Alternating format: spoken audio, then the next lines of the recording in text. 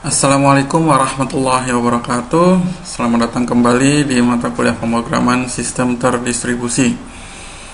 Untuk pertemuan kali ini kita akan membahas mengenai operating system support atau sistem operasi yang digunakan di sistem terdistribusi. Baik, untuk sub pokok bahasan kali ini ada 6 sub pokok bahasan ya. Pertama introduction, kemudian dilanjutkan dengan the operating system layer, protection, kemudian processes and threats, communication and invocation, dan terakhir adalah operating system architecture. Baik, kita masuk ke introduction ya. Telah banyak sistem operasi terdistribusi ya yang telah lakukan atau ditelusuri ya, atau diselidiki, tetapi dari semuanya itu tidak ada yang digunakan secara umum ya, atau secara luas ya. Jadi sistem operasi yang khusus digunakan untuk sistem terdistribusi itu tidak ada yang digunakan secara umum atau luas. Kenapa? Nanti kita bahas lagi ya. Tetapi yang justru banyak digunakan secara luas ya di dunia ini yang terkait dengan sistem terdistribusi yaitu sistem operasi jaringan ya. Kenapa kok banyak pihak atau user menggunakan sistem operasi jaringan ya? Ada berbagai alasan ya, baik teknis maupun non teknis ya. Yang pertama adalah user telah banyak berinvestasi dalam perangkat lunak aplikasi mereka ya. Maksudnya dalam perusahaan mereka itu mereka sudah berinvestasi untuk menggunakan perangkat lunak tertentu ya. Mereka biasanya perangkat lunak itu sudah terhubung gitu ya, terhubung atau sudah bisa digunakan dalam sistem operasi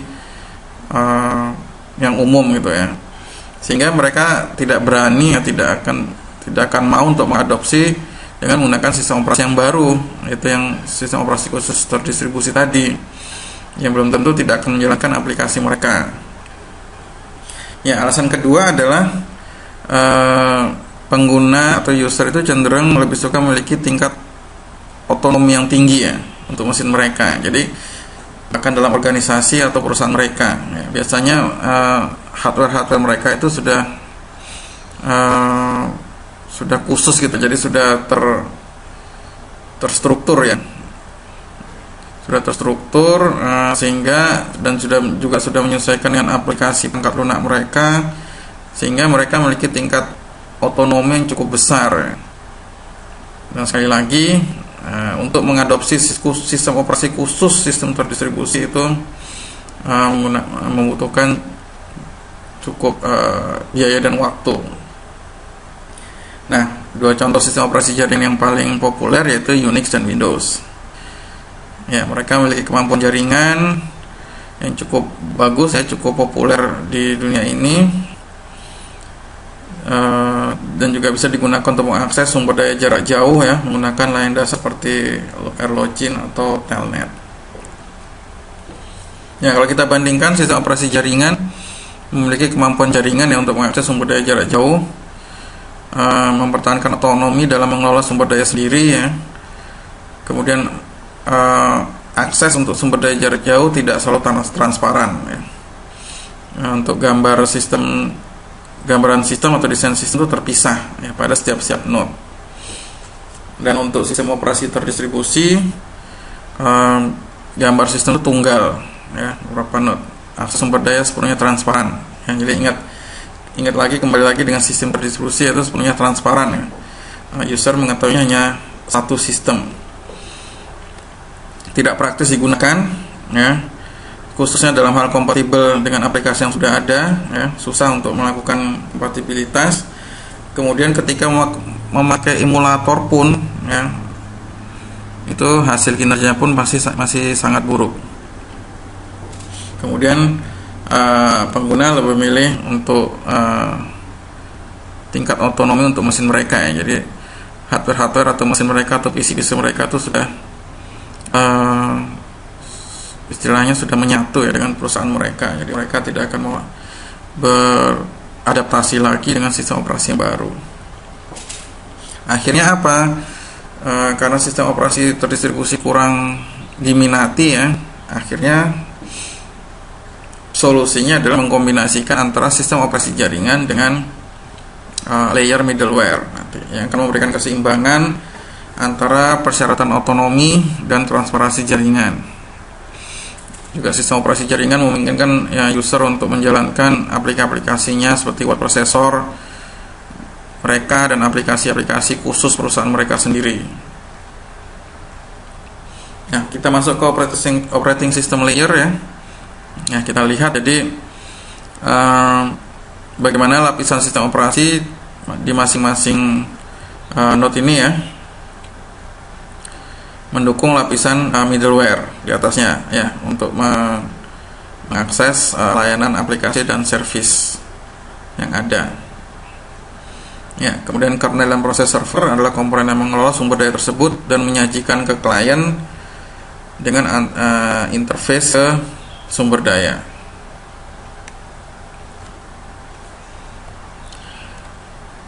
Kepuasan pengguna atau user akan tercapai jika kombinasi antara middleware dengan OS jaringan memiliki kinerja yang baik. Untuk OS-nya yang berjalan pada sebuah node menyediakan abstraksinya sendiri ya, dari sumber daya perangkat kerasnya untuk pemrosesan, penyimpanan, dan komunikasi. Sedangkan middleware nanti menggunakan kombinasi sumber daya lokal untuk mengimplementasikan mekanismenya khusus untuk pemanggilan jarak jauh ya.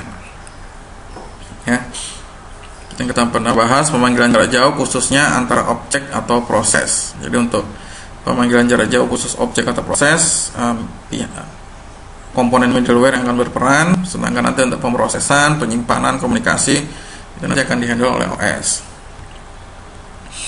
Sehingga OS memberikan dukungan ya untuk lapisan middleware ya, agar mereka bisa saling bekerja secara efektif. Dalam hal apa? Pertama, encapsulation, menyediakan interface layanan yang transparan kepada sumber daya komputer. Kemudian protection, untuk melindungi sumber daya dari akses yang ilegal atau tidak sah. Concurrent processing ya, sehingga klien atau user dapat berbagi sumber daya ya dan mengakses secara bersamaan. Kemudian juga OS menyediakan sumber daya yang dibutuhkan untuk service atau layanan terdistribusi serta aplikasi untuk menyelesaikan tugas. Ya, dalam hal ini sebagai layanan communication dan layanan scheduling. Nah, kalau kita lihat functionality core dari OS itu ada process manager, kemudian ada thread manager, ada memory manager, nanti ditengahi oleh communication manager, yang paling bawah ada supervisor. Jadi kita lihat masing-masing tugasnya. Dari proses manager menangani pembuatan dan operasi pada proses, sedangkan untuk thread manager menangani pembuatan threadnya, sinkronisasi serta penjadwalan.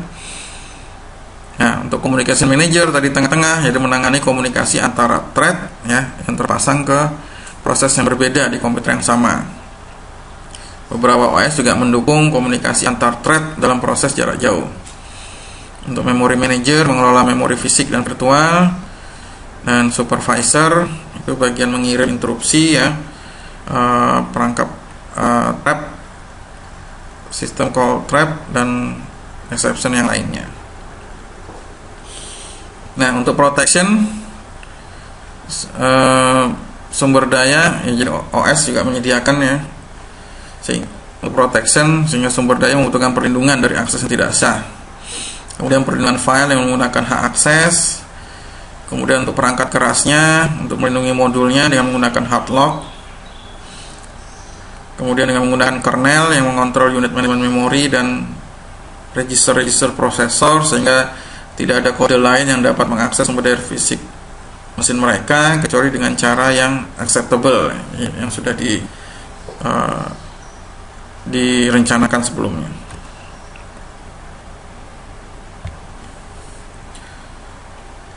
Subpokok bahasan berikutnya yaitu processes and threads ya. Jadi proses dan thread ya. Jadi kita flashback kembali ke mata kuliah sistem operasi ya. Jadi kalau kita pernah belajar dulu ada istilah proses dan ada istilah thread.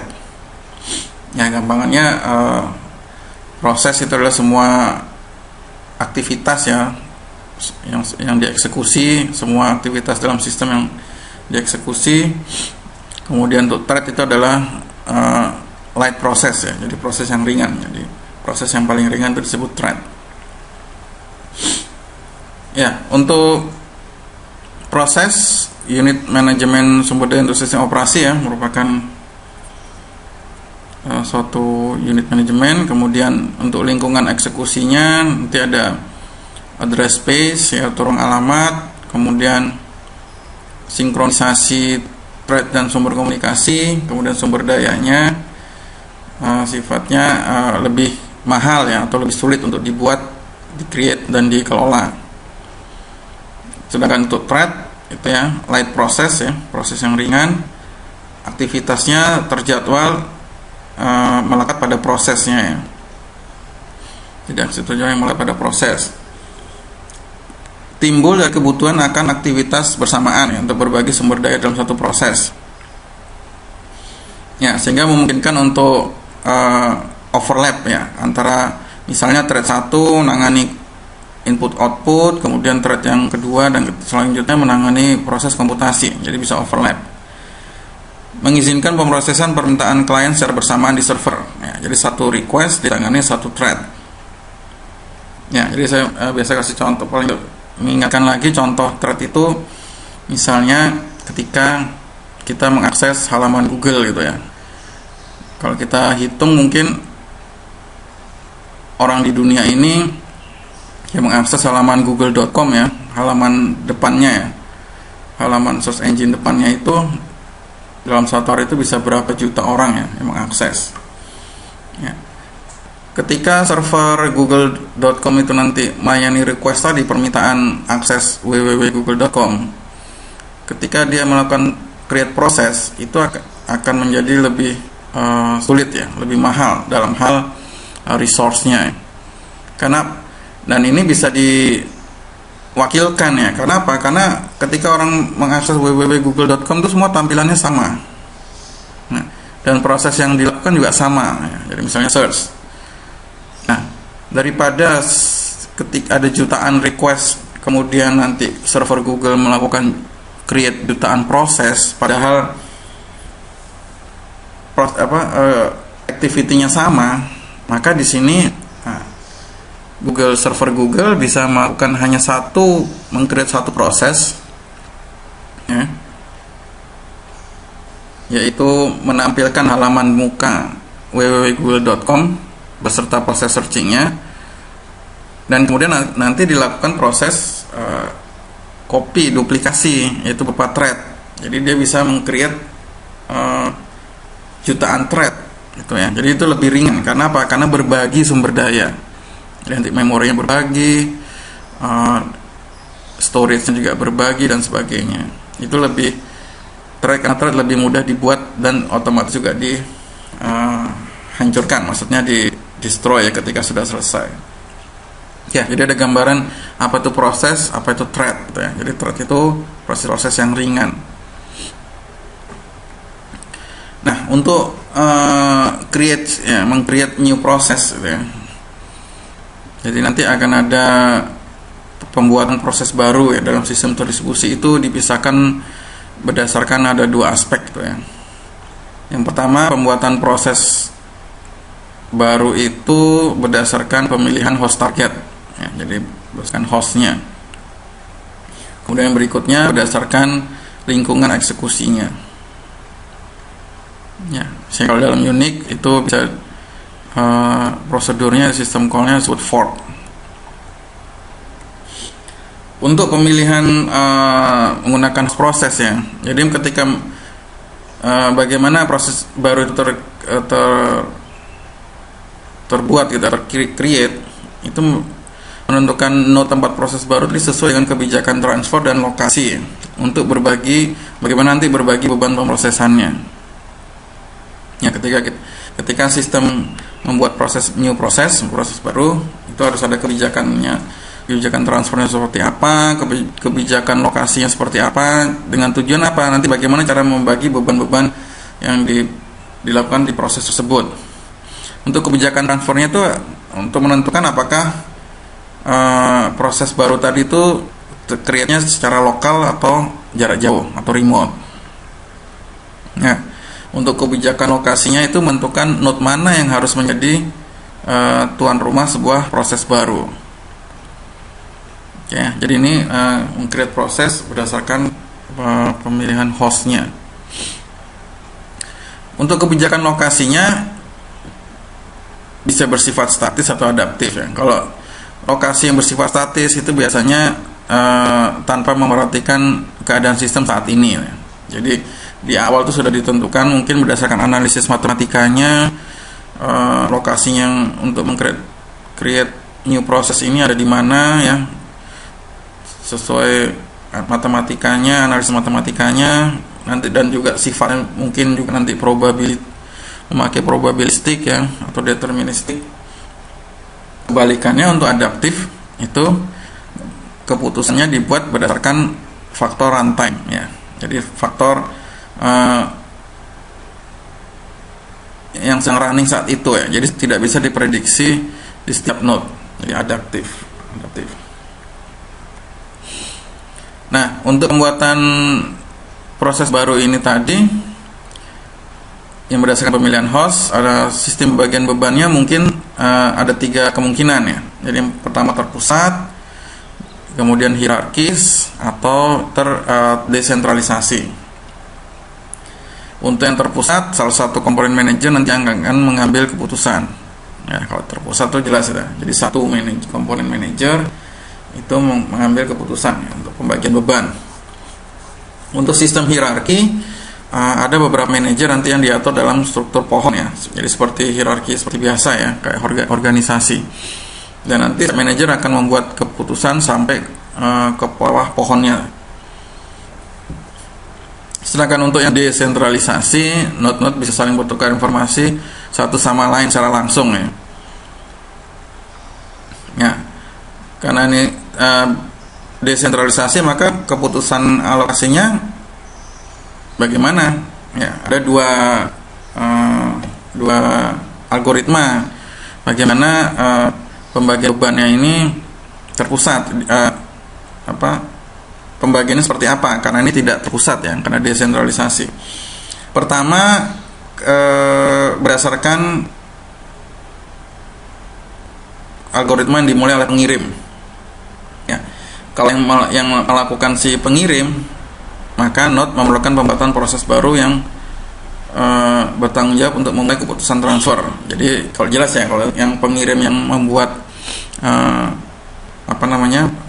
pembagian bebannya, maka nanti akan ada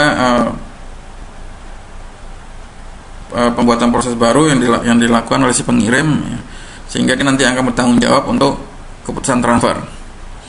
Nah, ada juga algoritma yang dimulai oleh penerima ya. Jadi karena ini bebas ya, siapa yang mau bertukar informasi atau mau bersaling pembagian beban, ketika yang diinisialisasi oleh penerima ya, atau yang algoritma dimulai oleh penerima, maka di sini justru penerima node dengan yang beban yang lebih rendah atau beban yang sangat rendah, itu justru dia mengiklankan dirinya sendiri ya kepada node-node yang lain, bahwa ini loh beban saya masih rendah, silakan transfer pekerjaan ke saya. Ya, analoginya seperti itu kira-kira. Ya, jadi ketika seperti itu, jadi ketika penerima justru dia mengiklankan dirinya, memberitahu semua node bahwa sini loh beban saya masih rendah, silakan transfer ke saya. Ya, kira-kira seperti itu. Untuk yang pembuatan proses baru berdasarkan lingkungan eksekusinya ya, lingkungan eksekusi sekitarnya. Ya, jadi ada 2 pendekatan untuk mendefinisikan ruang alamat ya dari proses baru yang dibuat. Pertama, ruang alamat yang formatnya sudah ditentukan secara statis dan diinisialisasi dengan 0. Ya, jadi proses pembuatannya ruang alamatnya itu sudah format sudah ditentukan, statis, dan inisiasinya mulai dari 0. Kemudian ada ruang alamat yang ditentukan sesuai dengan lingkungan eksekusi yang ada. Misalnya dalam kasus Unix, untuk prosedur fork, proses anak yang baru dibuat nanti akan ada berbagi wilayah, ya, berbagi wilayah, nanti ada share wilayah untuk teks induknya. Nanti akan ada memiliki wilayah untuk stack-stacknya sendiri. Oke, kita lihat contohnya untuk pendekatan copy on write. Ya, di sini pendekatan umumnya mewarisi semua wilayah proses induk dengan proses anak. Ya, jadi semua proses, ya, itu diwariskan ke proses anaknya. Jadi wilayah yang diwariskan tuh secara logis disalin dari wilayah induknya, ya, dengan membagikan frame-nya, ya, di antara dua ruang alamat. Jadi kalau kita lihat copy, ya, jadi misalnya proses B ini adalah anak dari proses A itu sebagai induknya, maka cukup semua address space-nya atau isinya itu semua di copy terus disalin ke proses anaknya, sehingga nanti dia akan melakukan share frame, ya, sebelumnya, kemudian nanti menjadikan duplikasi sehingga nanti akan menjadi 2 frame. Nah, ketika salah satu halaman sedang diakses, maka proses lain juga akan ikut terubah, terupdate. Oke, ya, seperti itu. Nah, ini juga salah satu contoh penggunaan beberapa thread, ya. Di sini server memiliki kumpulan, ada antrian, ya, queuing, ya. Nanti dia akan menerima beberapa thread, beberapa request, ya. Asumsi setiap request akan di handle oleh satu thread. Kemudian setiap thread akan menghapus permintaan klien, ya, dari antrian permintaan yang diterima dan kemudian memprosesnya di server. Nah, ada berbagai cara untuk bagaimana memetakan setiap permintaan ke thread dalam server. Ya, jadi ada beberapa arsitektur untuk menghandle beberapa permintaan ke thread. Baik, yang pertama adalah arsitektur worker pool. Ya, namanya di sini pool, ya, worker itu diibaratkan pekerjanya. Jadi dia, ya, nanti yang menghandle semua request itu dan dimasukkan dalam pool. Jadi di sini kumpulan thread server melayani permintaan dalam antrian. Jadi thread itu sudah di-create, ya, sudah di-create, kemudian ditaruh di pool, ya, namanya pool itu, ya, dalam pool atau antrian. Nah, kemudian ketika ada request, thread server tadi langsung menghandle request tadi. Kemudian dimungkinkan untuk mempertahankan prioritas. Jadi ada menggunakan algoritma prioritas, ya. Jadi yang mana dalam antrian tersebut.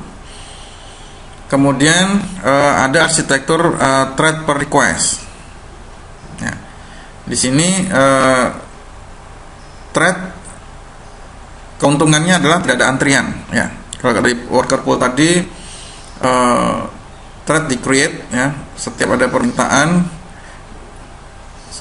meski dalam antrian gitu, ya. Jadi thread itu sudah di create terlebih dahulu sebelum ada permintaan, sehingga dia ngendon di pool tadi, ya, sambil menunggu ada request. Sedangkan ini thread hanya di create selama ada request, ya, otomatis kan tanpa antrian, karena thread itu hanya di create atau hanya hidup selama ada request. Keuntungannya itu tidak ada antrian. Sebaliknya kelemahannya otomatis biaya, istilahnya overheadnya mahal, karena setiap ada request dia harus create thread. Habis itu ketika permintaannya sudah, requestnya sudah selesai, harus di destroy, ya. Nanti ada create lagi, destroy lagi, dan seterusnya, ya. Kemudian solusi kompromi yaitu arsitektur thread per connection atau per object, ya. Tidak ada overhead untuk pembuatan dan penghapusan thread, ya. Kita lihat gambar seperti ini, ya. Jadi kalau per request itu thread di create ketika ada request, ya. Otomatis tidak ada antrian, tetapi waktu dan cost untuk membuat thread tadi cukup besar ya. Karena ketika thread tadi request tadi sudah habis, dia harus dihancurkan. Nanti ada request baru lagi, dia harus create thread lagi baru. Untuk thread per connection atau thread per object, melakukan solusi komprominya. Jadi thread dihandle berdasarkan connection. Jadi setiap connection dihandle satu thread. Ya, jadi mungkin ada antrian ya, karena setiap connection mungkin ada beberapa request. Nah, dan beberapa request itu dihandle satu thread, atau juga thread untuk menghandle per object. Ya, dari per object bisa lebih bagus gitu ya, jadi tidak ada overhead terlalu besar. Mungkin masih ada permintaan yang diblokir ya, jadi ketika sudah batas waktu throughputnya ya, jadi batas antriannya mungkin sudah hampir penuh gitu, mungkin ada permintaan yang bisa ada diblokir. Nah, kalau kita lihat tadi berbagai macam proses yang threadnya lebih banyak ya, multi threaded ya, karena itu lebih disukai ya daripada yang single threaded. Kenapa? Ya, jadi kenapa menggunakan banyak threaded lebih sukai daripada menggunakan satu proses, satu proses gitu ya istilahnya, satu proses satu thread. Kenapa? Pertama, karena membuat thread baru itu lebih cepat daripada membuat proses. Ya, jadi contoh, jadi sampai 10-20 kali lipat ya. Contohnya kalau proses baru di Unix itu satu meng-create proses baru di Unix 11 milisecond, sedangkan untuk membuat thread baru itu 1 milisecond. Kemudian beralih ke thread berbeda dalam proses yang sama ya. Jadi dalam satu proses itu kan bisa ada 1 sampai jutaan thread ya. Nah, dari satu thread ke thread yang lain dalam satu proses yang sama itu lebih cepat, lebih murah ya, daripada beralih antar thread dalam proses yang berbeda. Ya, bisa sampai 5-50 kali lipat. Kalau di Unix proses beralih itu 1,8 milisecond ya. Jadi beralih antar proses gitu ya. Dari satu proses ke proses yang lain itu membutuhkan waktu 1,8 milisecond, sedangkan switch antar thread ya, itu hanya memakan waktu 0,4 milisecond. Thread dalam suatu proses bisa berbagi data ya, dan sumber daya lainnya ya, sehingga lebih nyaman dan efisien ya. Tidak perlu ada message gitu ya. Kemudian komunikasi hanya melalui share memori bersama. Thread dalam satu proses tidak dilindungi satu sama lain ya. Satu thread dapat mengakses data thread yang lain ya, kecuali ada bahasa pemrograman yang melarang melakukannya ya. Jadi itu beberapa jelas ya, menggunakan multi threaded lebih untung daripada menggunakan satu thread.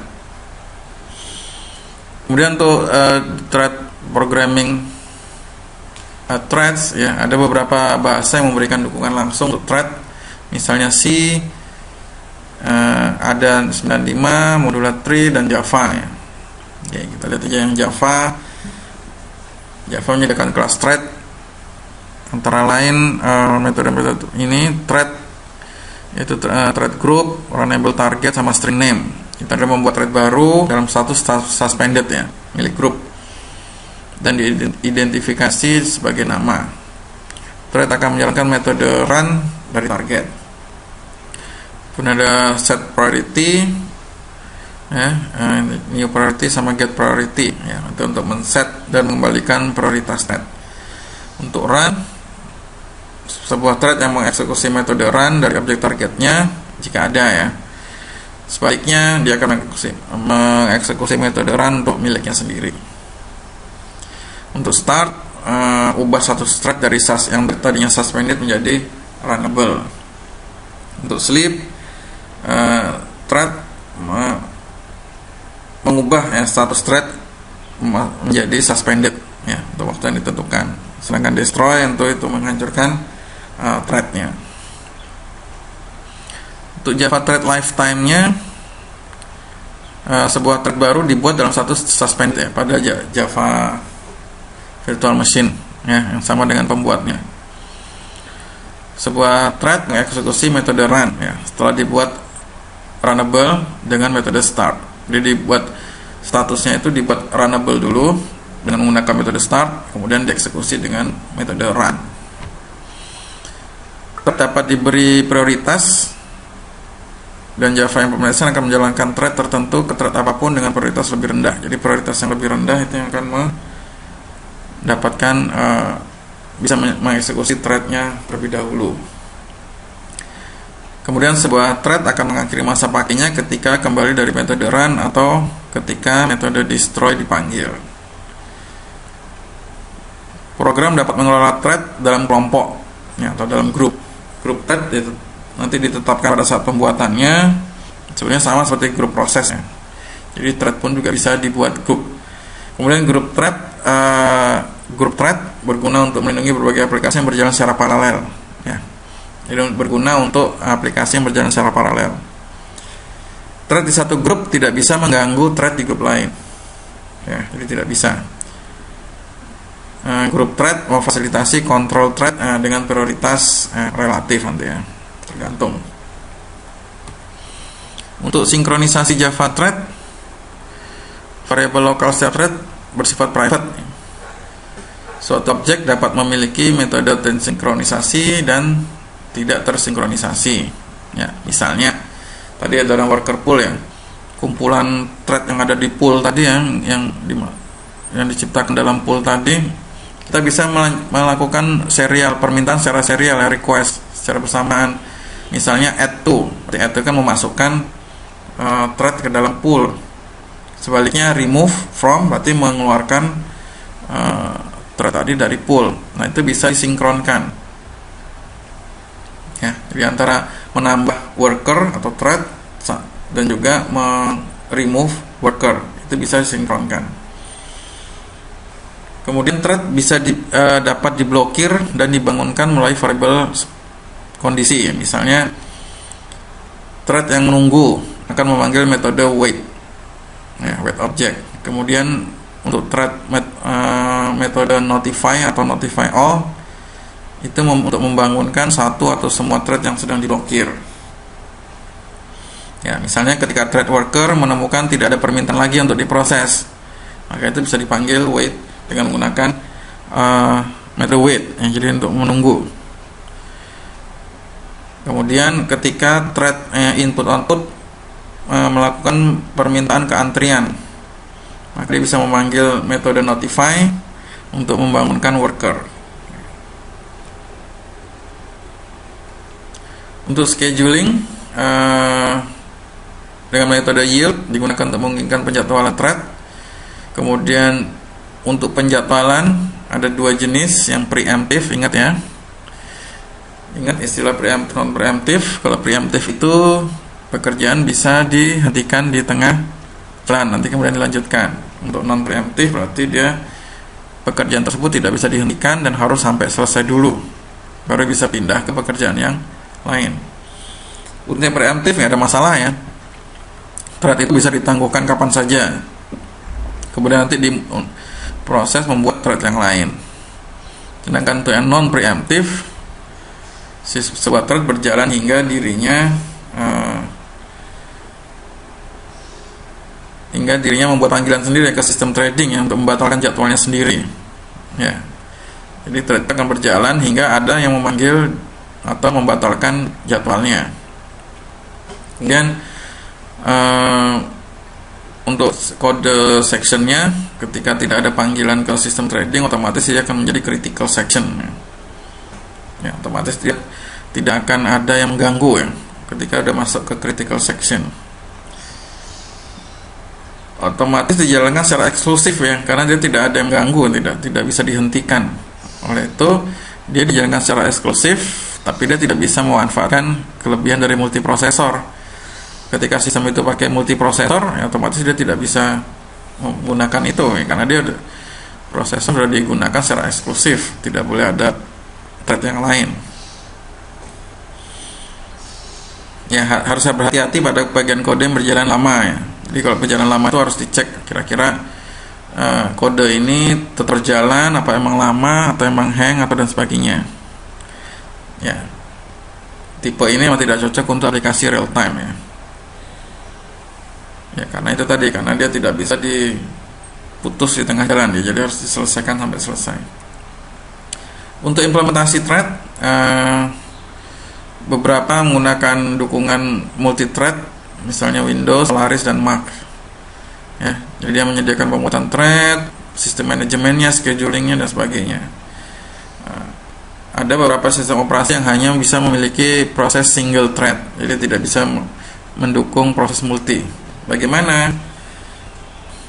Sistem operasi tersebut tetap bisa menjalankan proses multi-thread, tapi nanti ada bantuan-bantuan lain, seperti misalnya butuh menghubungkan dengan library usernya, prosedur ke program aplikasi yang menggunakannya.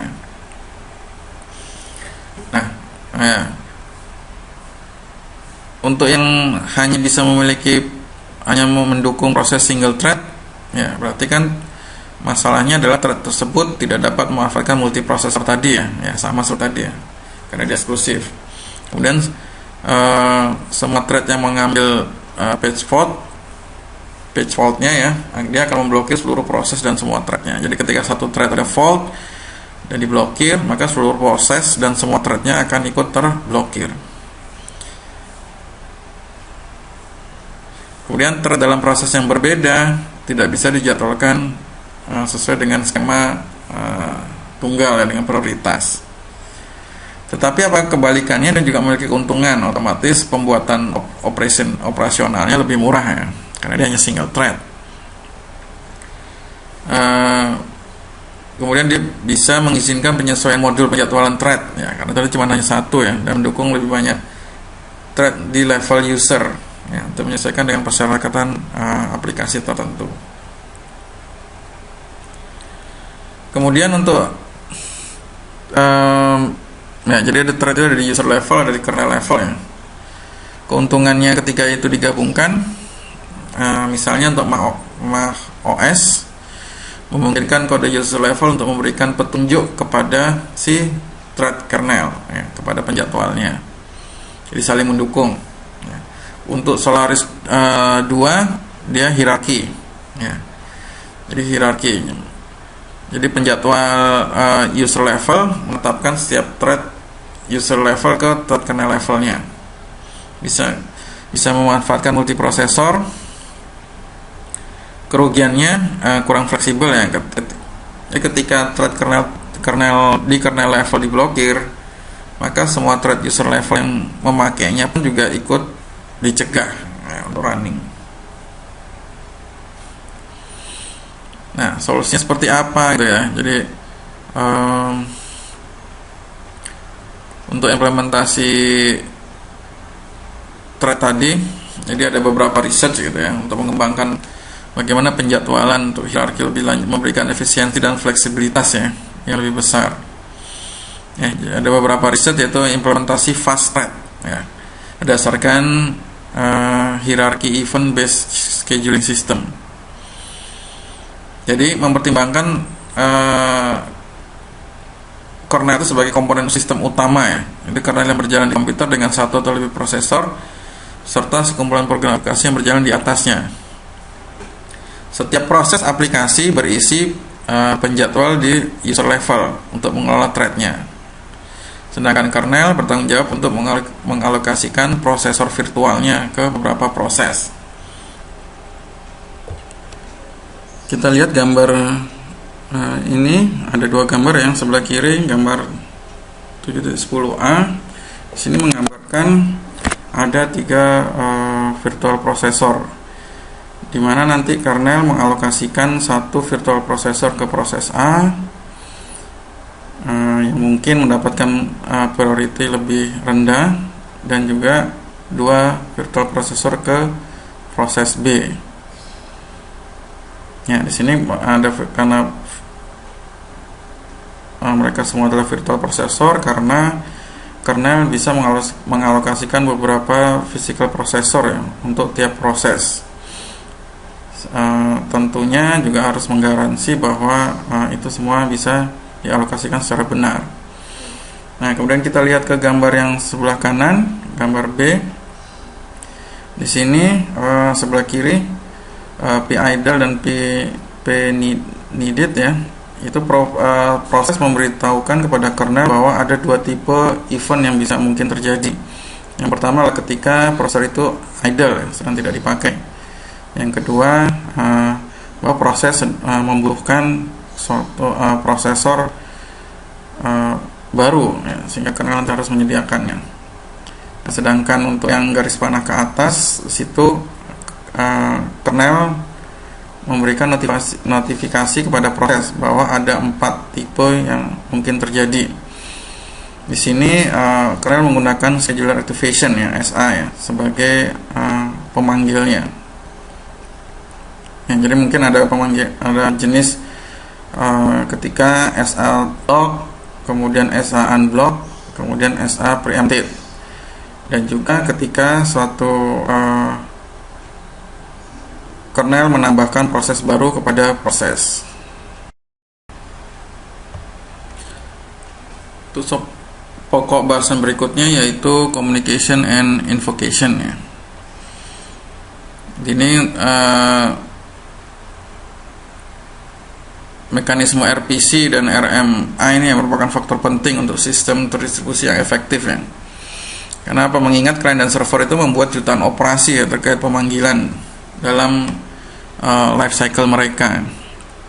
Nah, masalahnya adalah karena adanya jutaan operasi terkait pemanggilan tadi, kadang overhead perangkat lunak itu mendominasi ya daripada overheadnya jaringan pada waktu pemanggilan. Ya. Jadi kadang waktu pemanggilan pun tidak akan berkurang meskipun bandwidth jaringan ditingkatkan. Nah, jadi ada beberapa aspek yang terkait mekanisme pemanggilan itu, yaitu apakah mereka tuh pemanggilan tersebut bersifat sinkron atau asinkron pertama. Kemudian apakah mereka melibatkan transisi antar domain. Ya. Kemudian apakah mereka melibatkan komunikasi antar jaringan.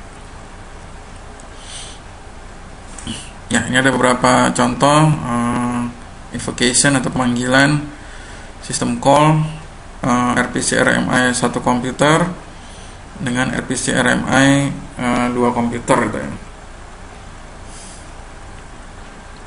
Ya, jadi kalau kita lihat untuk komputer, jadi berdasarkan network sangat pengaruh ya.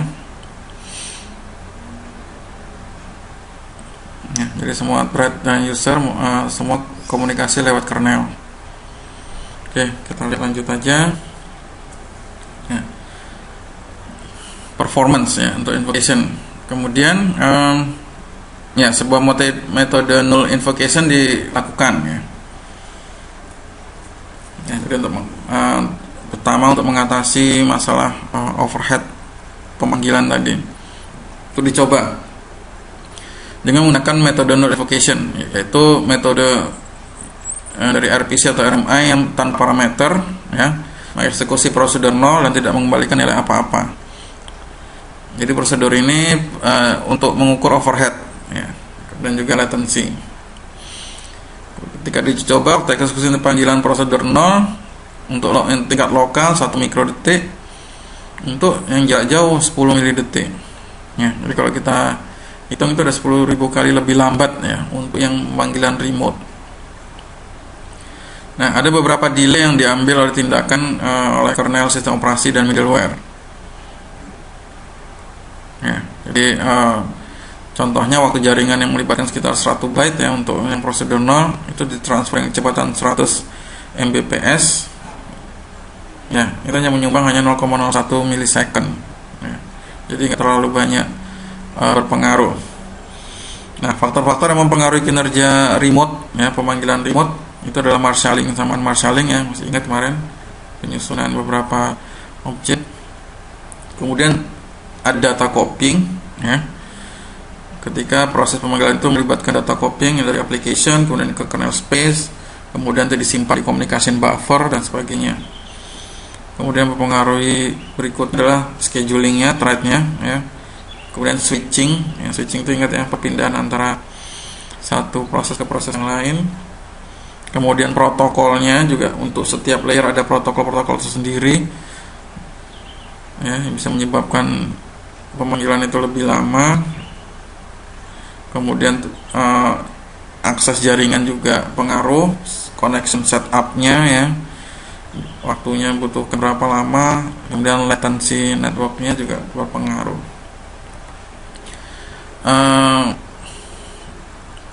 Metode shared region diperkenalkan ya, bisa digunakan untuk komunikasi cepat antar proses pengguna, user, dan kernel, atau antara proses pengguna ya. Nanti akan dikenalkan. Jadi data dikomunikasikan dengan menulis ke atau membaca dari share region. Jadi ada region nanti yang di share, atau suatu wilayah atau region itu nanti yang di share, tanpa harus mengcopy dari kernel address-nya.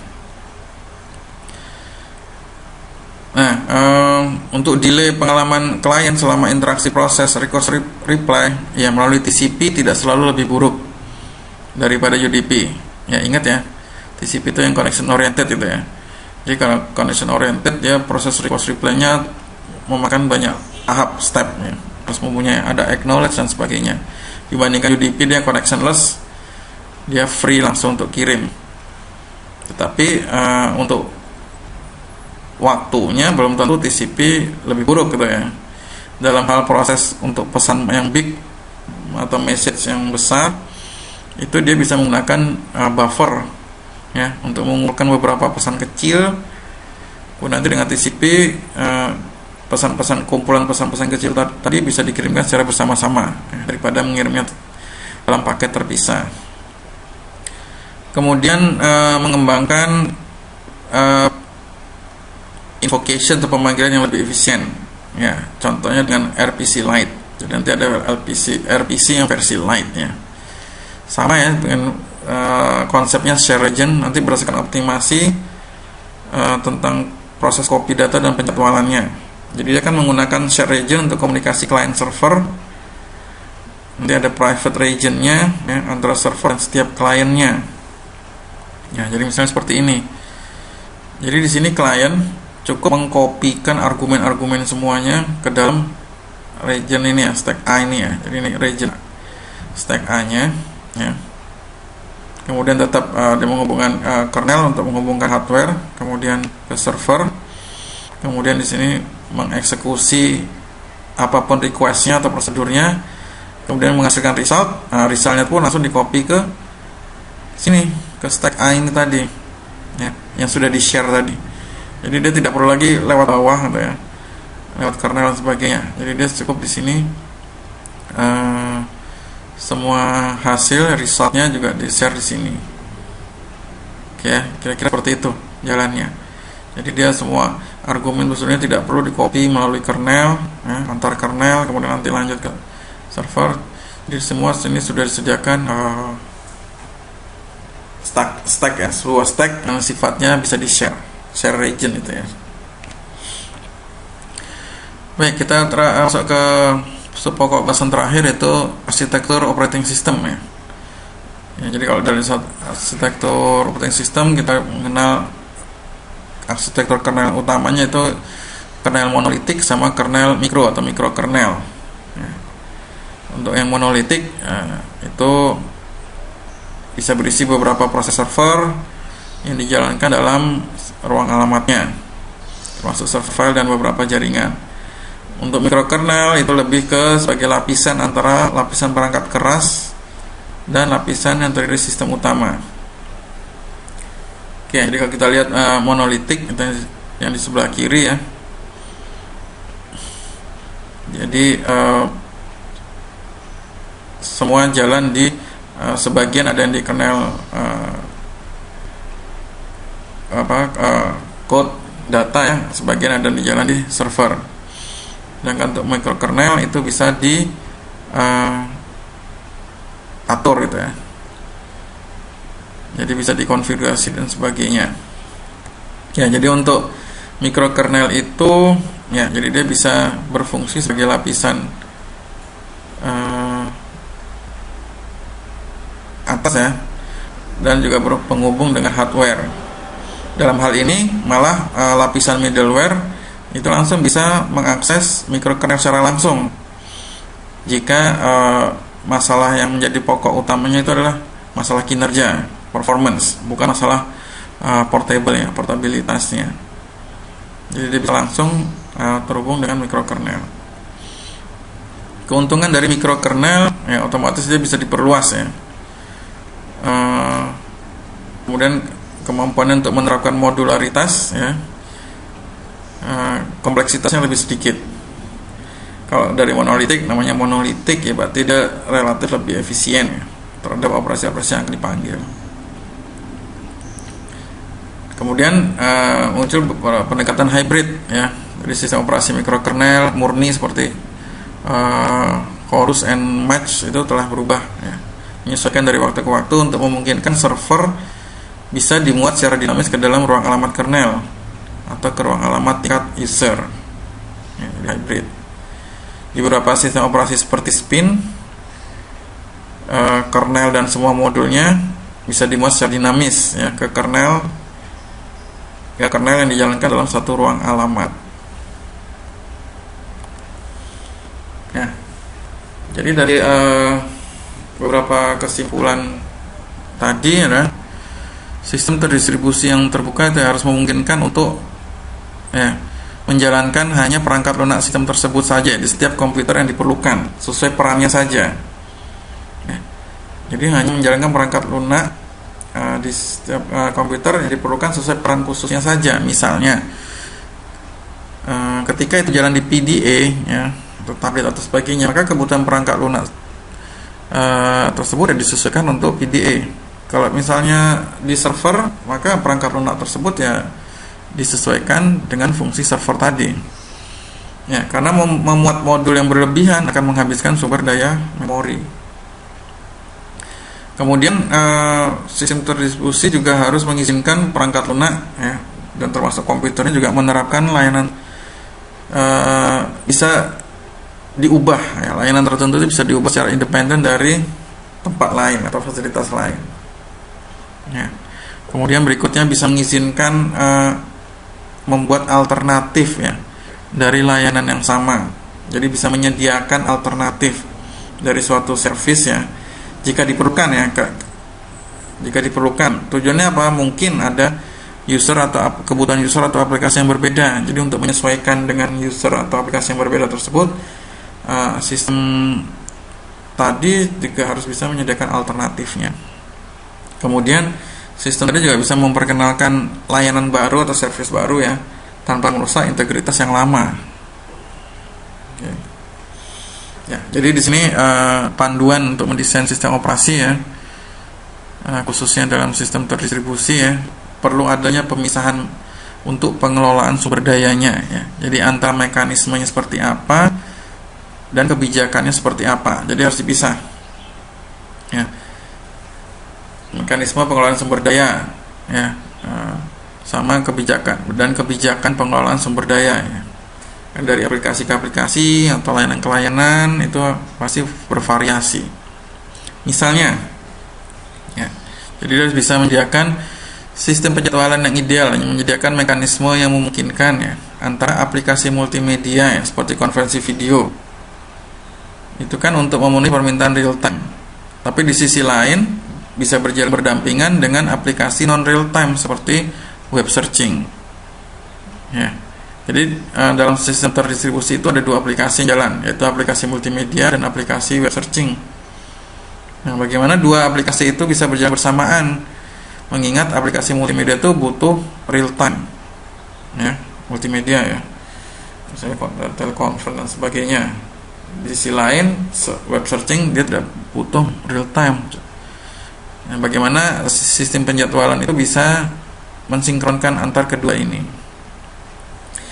Kemudian sistem operasi yang bagus itu adalah karena itu hanya menyediakan mekanisme paling dasar aja ya, dimana tugas-tugas manajemen sumber daya itu sudah di handle oleh OS ya. Kemudian modul server bisa di load secara dinamis sesuai kebutuhan ya, untuk mengimplementasi kebijakan manajemen sumber daya yang diperlukan pada aplikasi yang sedang berjalan. Ya. Jadi ini beberapa prinsip ya, guiding ya, untuk mendesain suatu sistem operasi, khususnya sistem operasi untuk menghandle layanan sistem terdistribusi.